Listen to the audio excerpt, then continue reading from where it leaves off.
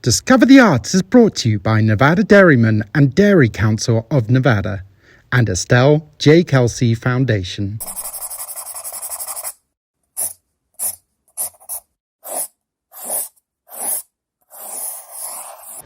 Hello, my name is Sogand Tabatabaei. I'm an MFA student at the UNR University of Nevada, Reno, and I am studying MFA program, Master of Fine Art program. I'm an international student over there, and I came from Iran, and I studied graphic design in art school at Iran, and then I applied for a painting major in University of Art in Tehran, and then after I finished my program, I decided to apply for the UNR, and I got approved, and I came here to study MFA program. What is MFA program? It's an interdisciplinary program that gives artists opportunity to just explore new mediums and find the best medium for their art making. I consider myself as a collage artist, although I'm doing some video stuff and some digital media, but I still consider myself as a collage artist. It's my primarily medium that I am using. So maybe you have this question, what is collage, and is collage just a 2D medium, or it can be 3D, and where you can use collage technique. Collage is a very fun medium, and it can be very creative when you're using it. And from my own understanding of collage, it's like destroying things and making a new thing out of those destroyed images or whatever. It can be 3D, of course. You can just use whatever you have and making a collage out of it. So there are no boundaries for doing a collage. Even in video, even in filmmaking, people have to cut the scenes that they filmed and put them together and make a film and make a movie out of it. So I consider it as a collage. So I just don't consider any boundaries for making collage or saying or considering something as a collage piece. In my works, I'm using 2D images, 3D objects, and some scenes and videos I took in Iran. So I'm using all these materials for creating art. For example, when I first came here, I used my flight tickets and all those things that they served on flight. I collected all those things and made a like a journal out of it. It's a collage piece, and it consists of all those materials, all those objects I collected. It's like for me it was like a visual memory that I wanted to keep that alive, like how I felt like when I came here, and I wanted to show my homesickness through those pieces. So I used all those flight tickets, all those paperwork I did in at airport. So I used all those things for expressing my own feeling, because I believe art usually begins with a personal experience, and you can expand the audiences after that.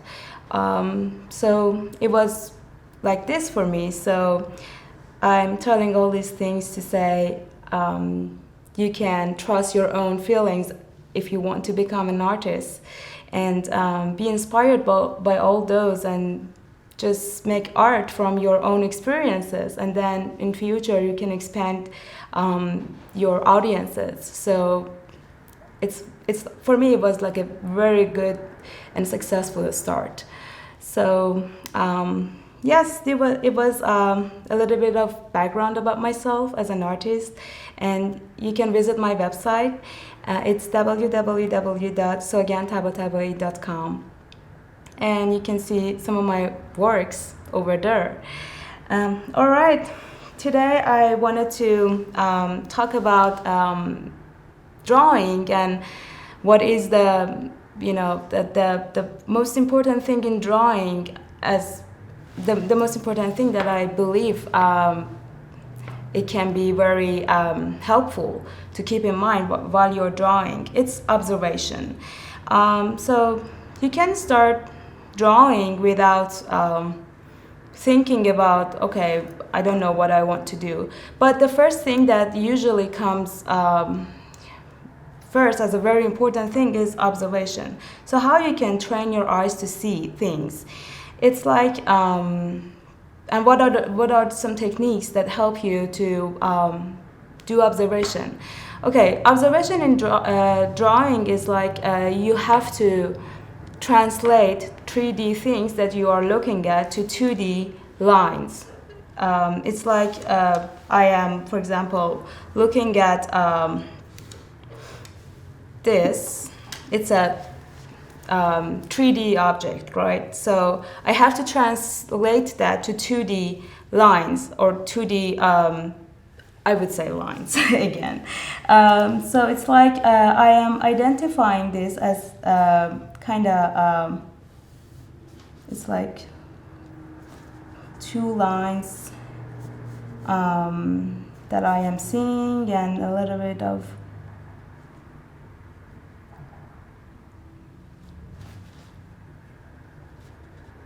okay, this is my first response.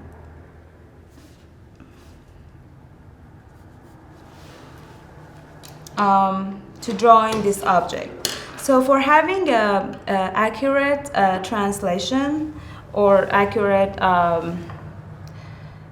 understanding of observation, you need to know that lines are your tools for transferring what you see. So it's a very important thing to have in mind when you're drawing.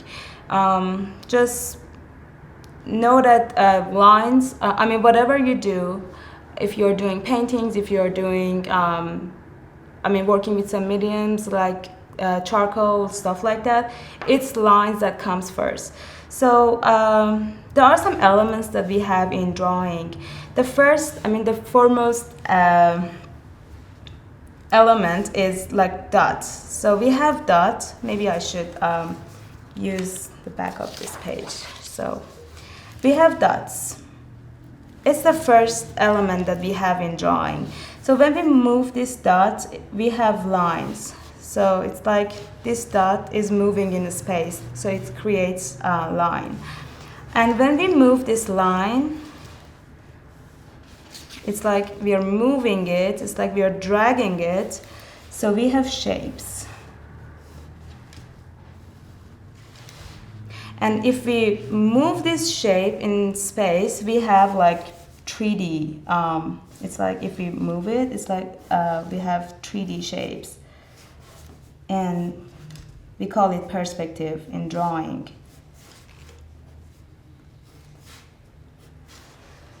So I wanted to kind of demonstrate that line and dots are very important tools that you have in drawing. So there are so many different lines that you can use in drawing. We have line values, so but don't feel that it's like a very complicated topic to understand. Okay, so if I want to show you how you want to use lines from now on, so there are some people who use lines like this. If they want to do some contour lines, they have like little lines that are connected together. In future, when you master a technique, you can obviously break the rules and break the laws and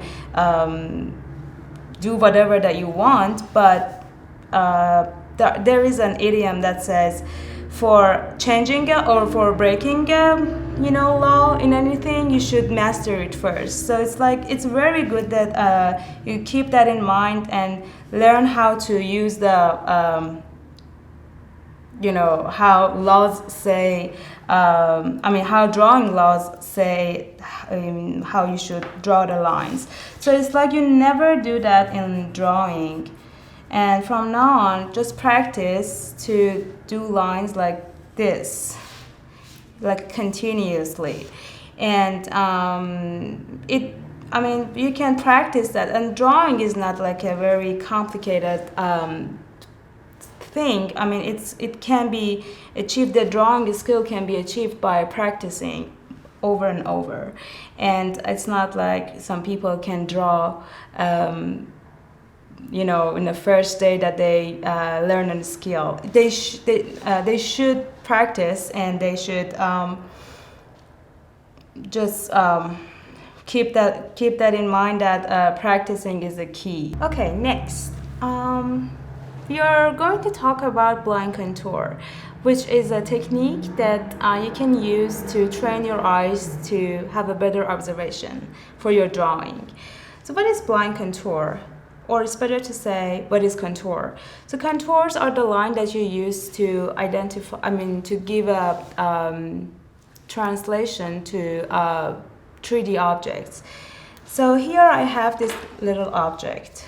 So if I want to just doing this, so you can see what are the contour lines. So I am literally transferring these shapes to lines, as you can see and compare. So from a line like this, I could create a shape of this object. So we call these lines as a contour lines. So we have different kind of contour lines, like we have cross contour and so many different contour lines. But the best contour line that can help your observation, and today I'm talking about observation and how improve observation. So the best contour line that can improve your observation is blind contour. So what is blind contour? Trust me, it's gonna be messy. It's gonna be maybe it's not what you want from drawing, but it is a technique that trains your eyes as the best possible way as something can do. So here, maybe I should explain a little bit about how drawing works in brain. So when you are drawing, you're working with right side of your brain, but blind contour actually makes left side of the brain work, and it's like you are connecting your eyes with your hands. So if it's your first time that you're doing this, don't worry, it's gonna be so messy, but I assure you it's the most accurate line that you can receive. Okay, let's make it happen. Okay, here I have this object, and what I do is I never look at what I am drawing. With my eyes, it's like my eyes are my pencil. It's like I chase the lines around the shape with my eyes, and once I'm doing that, my hand is my hand is doing the same. It's like my eyes and hands are connected. Wherever my eyes go, my hands imitate that, if that makes sense. So here I have my eyes on the object, not what I am drawing. So it's very important to keep that in mind. Never look at what you are drawing. It's gonna be messy, but it's the fun part of it. So for drawing this one, I start from here. Okay. With my eyes, I chase the lines around it, and I include every single detail that I see.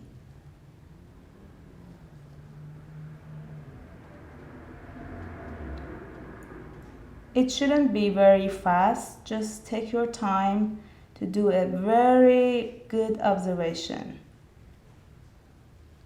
And meanwhile, never look at your drawing.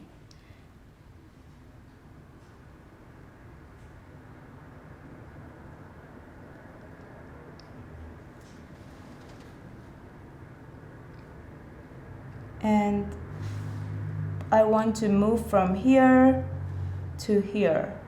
So with my eyes, I kind of move from here to here, and my hands moves as my eyes are moving. Another way for doing this is never lift your pencil.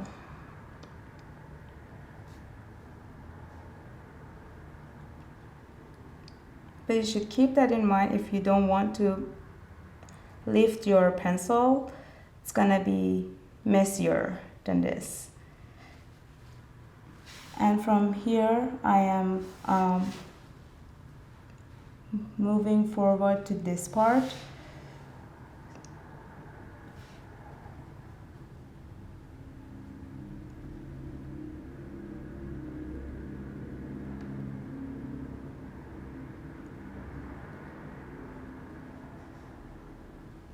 So for this technique, the result is not important at all. It's like you are training your eyes and hands to work together. So the result of it, it's not important at all.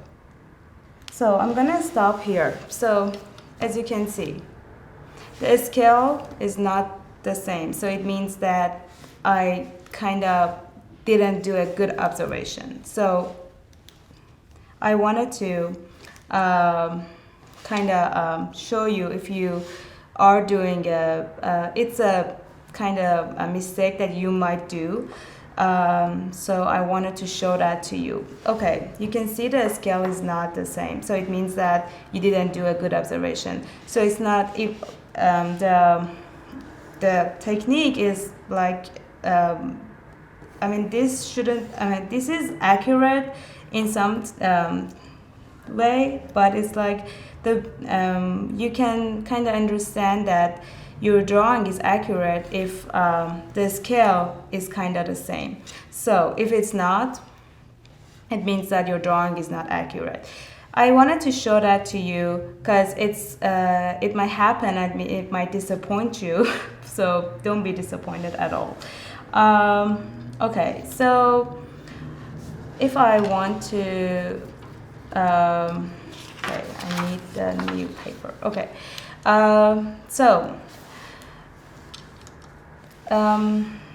it's like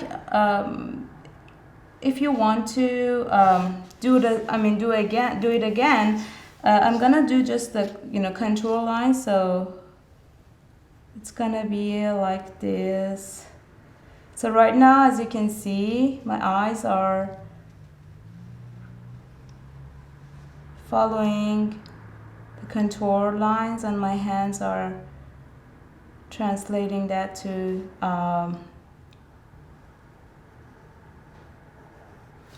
the paper. So it's like it's more accurate, if you can see. But look at this shape and this shape. You can see it, this is so accurate. And I even didn't look at the object. So it's like so accurate. So this is a technique that you can use for drawing anything. And for the longer tutorial I'm gonna give you, I'm gonna do with my hands, so you can see how it can be.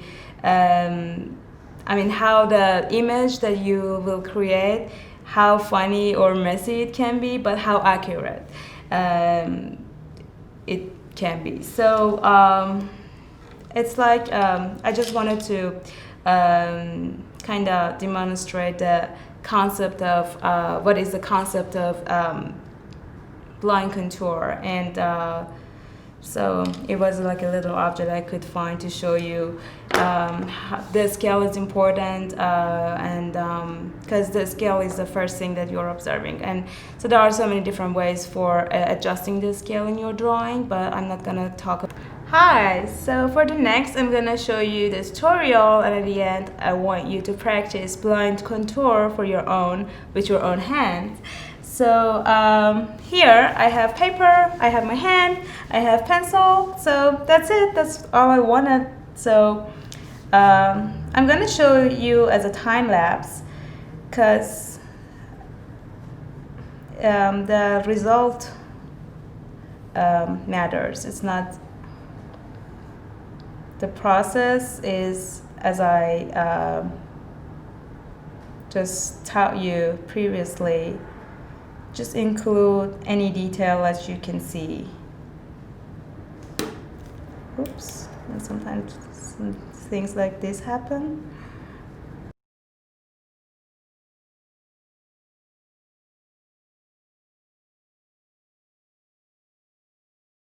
Stop here.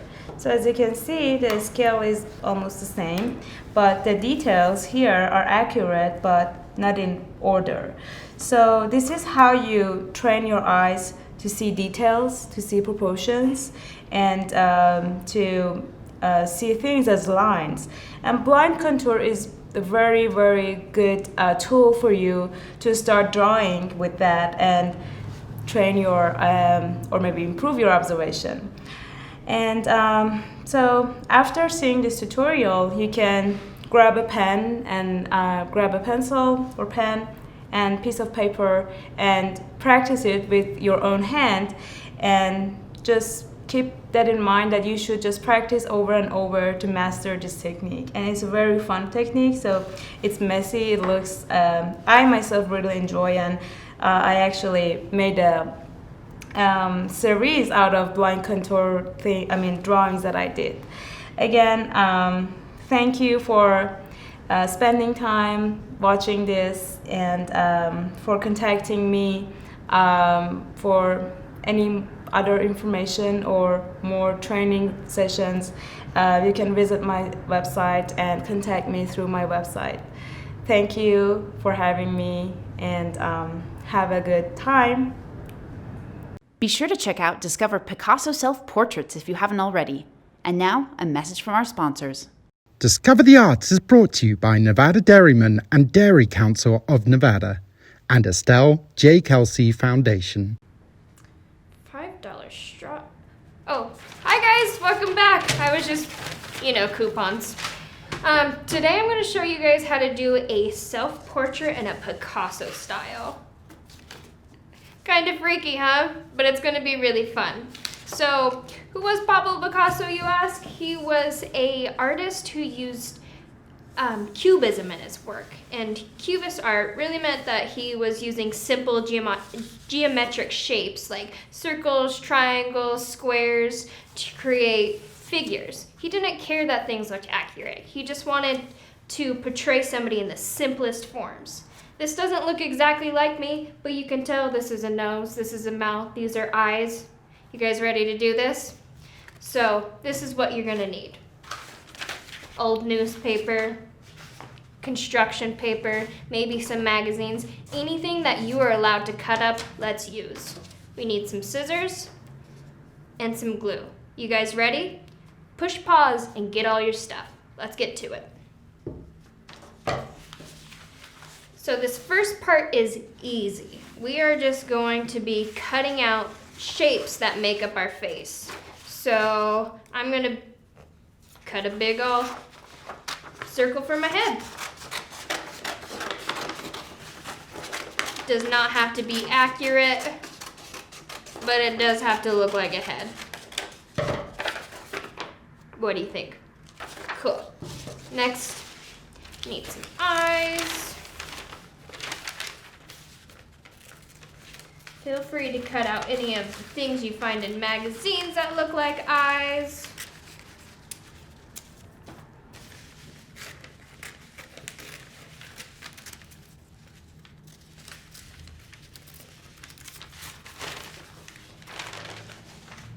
Let's see.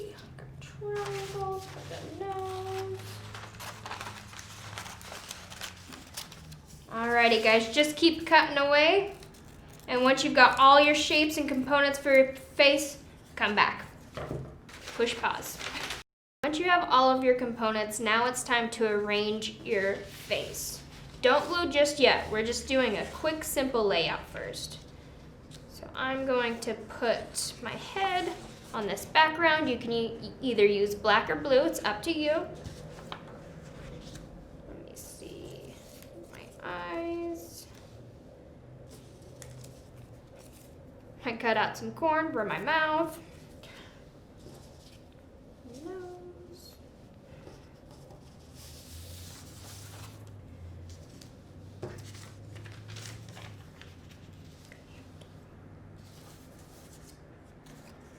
Let's see.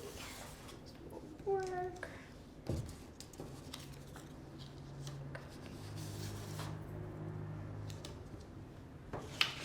Some purple here.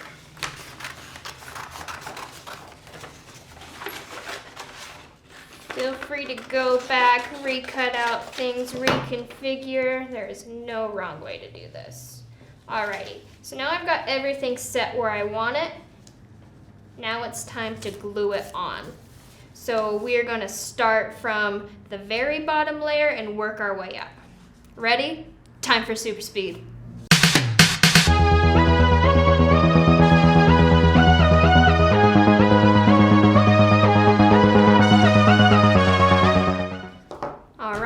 Now we're gonna wait for the glue to dry, and then once it's done, you've got yourself a Pablo Picasso self-portrait. Thank you guys for participating in another Discover the Arts workshops. Hope you have a good day. Bye.